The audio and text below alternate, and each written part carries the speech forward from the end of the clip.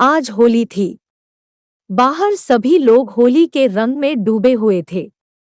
कोई किसी को रंग लगा रहा था तो कोई गुलाल। कोई किसी पर रंगों भरी पिचकारी मार रहा था तो कोई कीचड़ में लिपटा हुआ कुछ अलग ही नजर आ रहा था। लेकिन सभी की जबान पर एक ही बात थी। होली है भाई, होली है, बुरा न मानो, होली है। लेकिन बाहर के इतने शानदार रंगों से अनजान सुरेश अपने कमरे में बैठा मोबाइल में गेम खेल रहा था। तभी उसकी आंखों पर किसी ने पीछे से अपना हाथ रखा। सुरेश, कौन? नीलम, अरे पहचानिए पहचानिए। सुरेश, नीलम। नीलम भाभी। नीलम, अरे वाह देवर जी, आप तो तुरंत पहचान गए। नीलम ने अपना हाथ सुरेश की आंखों से हटाया और जैसे ही उसने अपना माथा हटाया तो उसने देखा कि उसके सामने ना सिर्फ नीलम भाभी ही नहीं बल्कि पुष्पा और संजना भाभी भी है। पुष्पा और संजना भाभी के हाथों में ढेर सारा रंग था। सुरेश कुछ समझ पाता उसके पहले ही उन लोगों ने उसके चेहरे पर रंग लगाना शुरू कर दिया। तीनों भाभियां, होली है, होली।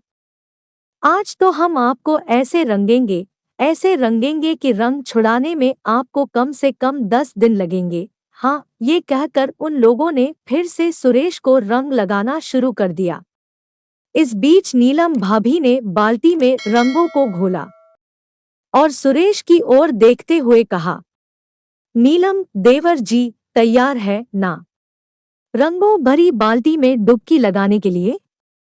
ये कहकर नीलम बाल्टी के रंगों को एक पिचकारी में भरकर सुरेश पर डालने लगी। सुरेश, अरे अरे, हो गया भाभी, अब कितना रंग लगाएंगी? सुरेश, अरे ऐसे कैसे हो गया? भाभी और देवर की होली भी भला इतनी जल्दी खत्म होती है क्या? ये कहकर उन तीनों ने सुरेश को पकड़ा और उसे बाहर ले जाने लगी। सुरेश, अरे कहाँ ले जा रही हैं मुझे आप लोग? पुष्पा, आप भी ना सवाल बहुत पूछते हैं। चलिए ना जहां ले जा रहे हैं। उसके बाद तीनों भाभी सुरेश को एक रंग के भरे टब के पास ले गई। सुरेश ने जब रंगों से लबालब भरे उस टब को देखा तो बोल पड़ा, सुरेश, ओ तेरी, अभी और भी रंग बाकी है। सुरेश की बात अभी खत्म भी नहीं हुई थी कि पुष्पा भाभी ने उसे जोर का धक्का मारा और वो उस टब में जा गिरा। उसके बाद सारी भाभियां जोर जोर से खिलखिलाकर हंसने लगी और उससे कहने लगी, संजना, क्यों देवर जी, आ रहा है भाभियों के साथ होली खेलने का मजा? सुरेश, आ तो रहा है लेकिन ऐसा लग रहा है कि होली एक तरफा हो रही है। नीलम, अरे ऐसा क्यों?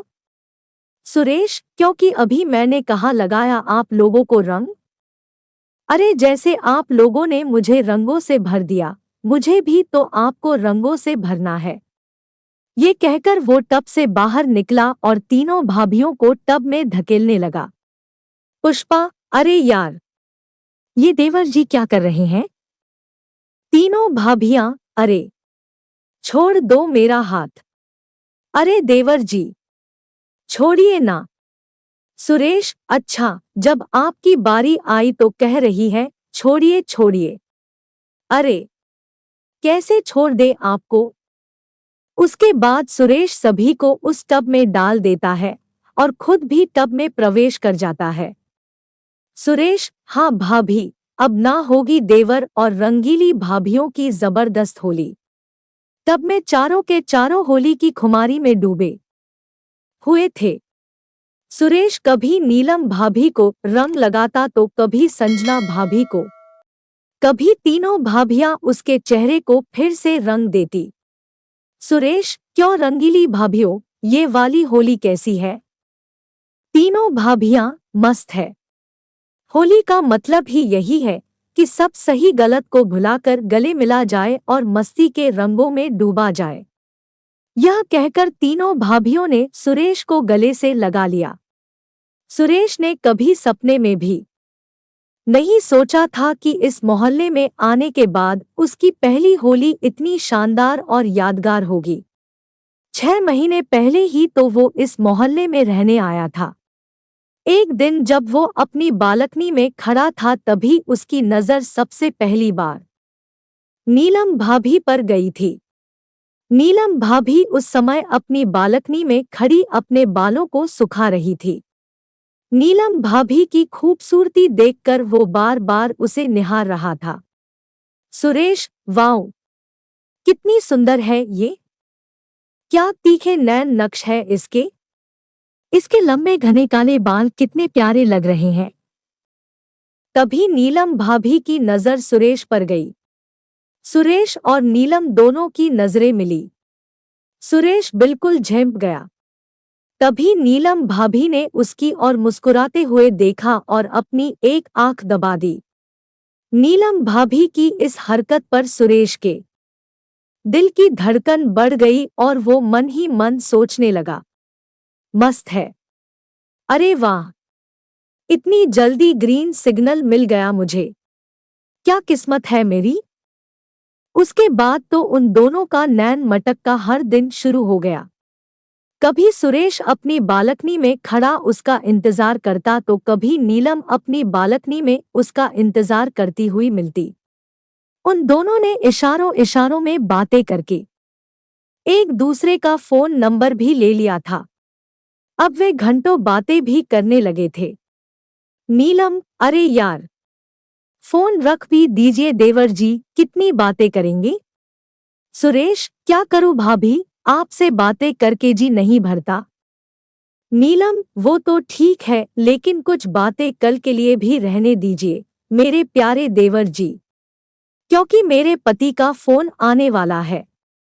यह कहकर नीलम भाभी ने फोन रख दिया। लेकिन इस बीच सुरेश के साथ एक और घटना घटी। एक दिन सुरेश बहुत देर से नीलम का इंतजार कर रहा था लेकिन नीलम बालकनी में नहीं आई। सुरेश, क्या बात है। बहुत बहुत देर हो गई, नीलम भाभी बाहर नहीं आई। फोन करूं क्या मैं उन्हें। सुरेश बेसब्री से नीलम का इंतजार कर रहा था। तभी उसकी नजर नीलम की बालकनी में एक और खूबसूरत औरत पर गई। पहले तो सुरेश को लगा कि वो नीलम ही है लेकिन फिर जब उसने गौर से देखा तो उसे पता चला। सुरेश, अरे ये कौन है। पहले तो कभी नीलम भाभी के यहाँ नहीं देखा। नीलम, संजना और पुष्पा एक ही बिल्डिंग में रहते थे। तीनों में बहुत ही ज्यादा बनती थी। इसका सबसे बड़ा कारण था कि वह तीनों की तीनों बहुत ही खुले विचारों की थी। नीलम ने जब अपने दोस्तों से सुरेश का जिक्र किया तो तीनों उसके बारे में चर्चा करने लगे। पुष्पा, सच में यार, बहुत ही हैंडसम है वो। संजना, अच्छा, पर यार ये तो गलत बात है ना, पिछले 1 महीने से तू जिंदगी के मजे ले रही है और हमें अब बता रही है। नीलम, बता तो दिया ना, छिपाया तो नहीं। पुष्पा, अरे हमसे क्या छुपाओगी रानी, हम तो दीवार के आर पार भी देख लेते हैं। सुरेश संजना को देखकर ख्यालों में खोया हुआ था तभी बालकनी में नीलम और पुष्पा भी आ गई। उसके बाद वो तीनों सुरेश को देखकर मुस्कुराने लगी और उसे इशारों से मिलने के लिए बुलाया। सुरेश जब पहली बार उनसे मिला और उन तीनों ने उसे जब ये बताया कि वे सभी उसे बहुत पसंद करती है तो सुरेश के मन में लड्डू फूटने लगे। वो मन ही मन सोचने लगा, सुरेश, वाह, इसे कहते हैं किस्मत का धनी होना। एक साथ तीन तीन रंगीली भाभियों का प्यार। वाह सुरेश, क्या किस्मत पाई है। नीलम, संजना और पुष्पा के पति बाहर जॉब करते थे। वो साल में कुछ दिनों के लिए अपने घर आते और फिर वापस लौट जाते। उन्हें अपनी पत्नियों पर बहुत भरोसा था लेकिन वो उनके भरोसे को तार तार कर रही थी। बहरहाल सुरेश तीनों रंगीली भाभियों के साथ होली का आनंद ले रहा था। तभी वहां वो हुआ जिसकी उम्मीद किसी को नहीं थी। नीलम, संजा और पुष्पा भाभी के पति वहां पहुंचे और उन्होंने अपनी पत्नियों को इस बेशर्मी में सुरेश के साथ देखा तो उन सभी का पारा 7वें आसमान पर जा पहुंचा। नीलम का पति, ये सब क्या है? क्या है ये सब?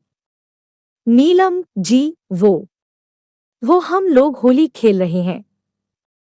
पर आप लोग कब आए? आपने तो कहा था कि छुट्टी नहीं मिल रही है।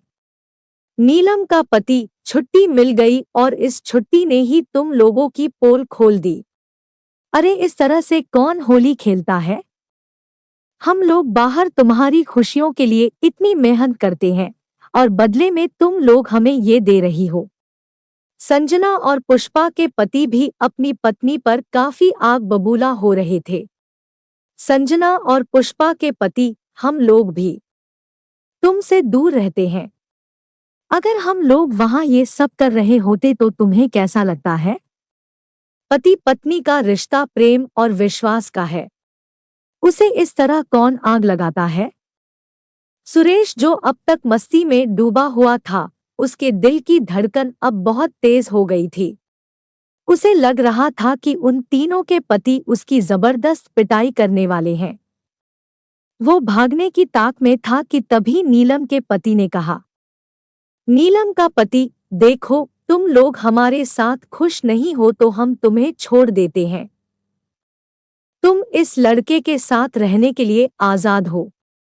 तुम लोग चाहो तो इसके साथ हमेशा के लिए रह सकती हो। हाँ। उनकी बातों को सुनकर सुरेश ने कहा। सुरेश, अरे ये क्या बात हुई? मौज मस्ती तक तो ठीक है, लेकिन साथ कौन रहेगा, और वो भी इनके? जो अपने पतियों की सगी नहीं हुई वो मेरी क्या होंगी? मुझे नहीं रहना इनके साथ। सुरेश की बातों को सुनकर तीनों को बहुत ही अजीब लगा। उन्हें खुद से घृणा होने लगी। उन्हें अपने किए पर बहुत पश्चाताप भी हो रहा था। उन्हें पहली बार एहसास हुआ कि उन्होंने कितनी बड़ी गलती की है। पश्चाताप के आंसू उनकी आंखों में दिखाई देने लगे थे। नीलम, हमें माफ कर दीजिए। हम गलत राह पर चल निकले थे। दुनिया में सबसे बड़ा पाप किसी के विश्वास को तोड़ना है। हमने आपका विश्वास तोड़ा है। हमें माफ कर दीजिए, माफ कर दीजिए हमें। ऐसी गलती फिर नहीं होगी। तीनों के पतियों ने उन्हें माफ कर दिया और वहीं पास में रखे रंगों को उन्हें लगाते हुए कहा। तीनों के पति, होली है। होली के त्योहार के दिन तीनों भाइयों ने अपने जीवन से विश्वासघात का रंग निकाल दिया और प्रेम और विश्वास के रंग से अपना जीवन भर लिया। आज की ये खास और मजेदार कहानी आपको कैसी लगी? नीचे कमेंट में जरूर बताएं।